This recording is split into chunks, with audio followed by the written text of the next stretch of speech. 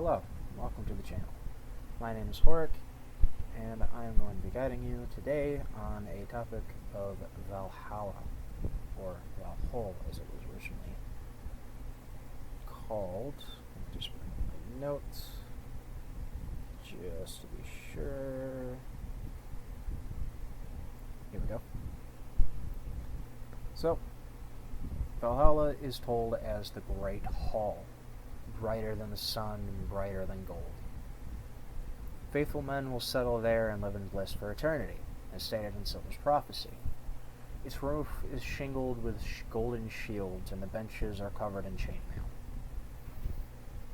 There are 540 doors, and 800 Einherjar, which are warriors, can pass through each one at the same time. Its main doors bear the likeness of wolves and ravens. Half of the slain warriors go there, and the other half go to Folkvanger.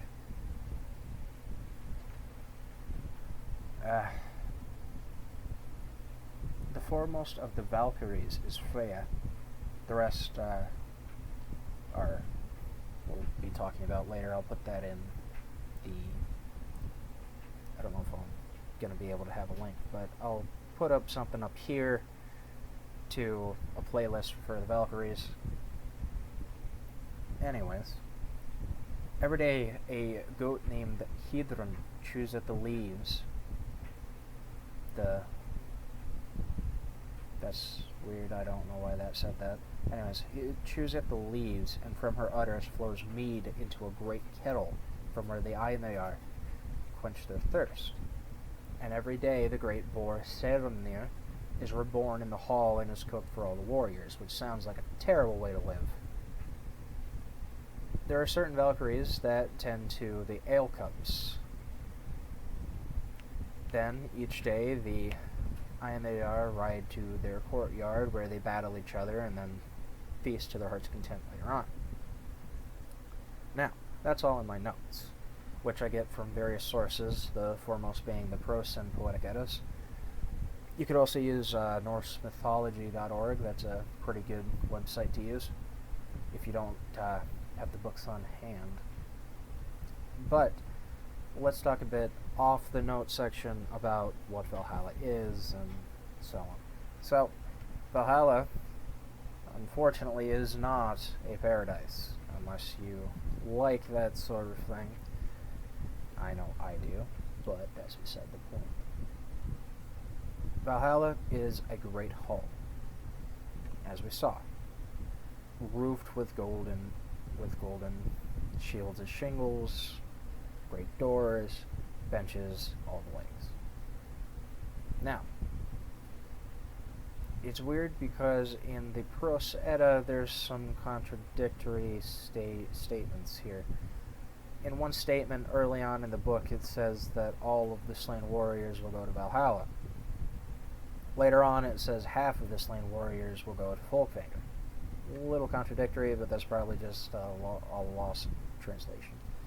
Now, what I find very interesting about Valhalla is it's probably the most well-known and well-written of all of the death halls, so to say.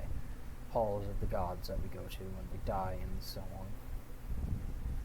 There's also Folkvanger, there's a few others like Helheim, sorry. But Valhalla is the one that is the most well written, and because of this it has this interesting visage of being a paradise. Oh, well, the Vikings wanted to go to Valhalla, so I should too. No. Most of the Vikings were not actually, well, most of the Norsemen were not actually those who would go a Viking, as Viking is a term for pirating or raiding, rather than actually being a term to use to describe people. The people, the warriors in Old Norse were called Rekker, or sometimes you can find them labeled as Einherjar. Although Einherjar is usually a term used to describe slain warriors who go to Valhalla. Now, what are my thoughts on all of this? As an individual, I think it's a very appealing idea to me, myself, and I. Now, most Norsemen would, as they were not mostly warriors, they would probably go to hell, or some other hall, depending on how they lived and how they died. Now, what's really interesting about that is that we only know so much about most of the other halls, except for Helheim, which we get a fair amount of description about. It says it's cold there. It doesn't really go into much description about that, but it's where people go when they die who do not die in battle, or of other circumstances for the other godly halls, such as Valhalla, I believe Thor's hall was called. It's not really described exactly what you can do to get into Thor's hall, or Bilskirner, if I'm correct in that pronunciation. But we know that certain people only go to Valhalla, which is, from what we can tell, either all or half of the slain warriors, which makes some sense because Freya, again, is the leader of the Valkyries, so far as we can tell. Although that's not exactly put forth bluntly in any of the text. That's just not really a representation, but that's what a lot of people tend to think. Now,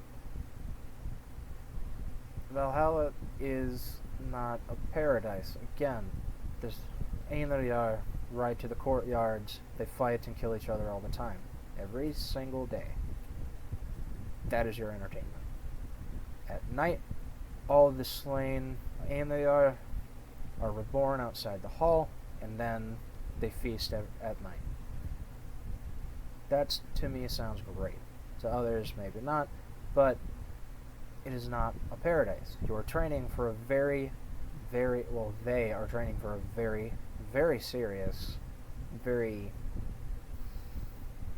morbid last battle at Ragnarok, when they fight the Jotnar, the Roker, the Draugr, Hell's armies, and other monstrosities on the Vigud plain. And they will all die, just as all of the Jotnar, Roker, everyone else, aside from 2 humans and a handful of gods, which is interesting.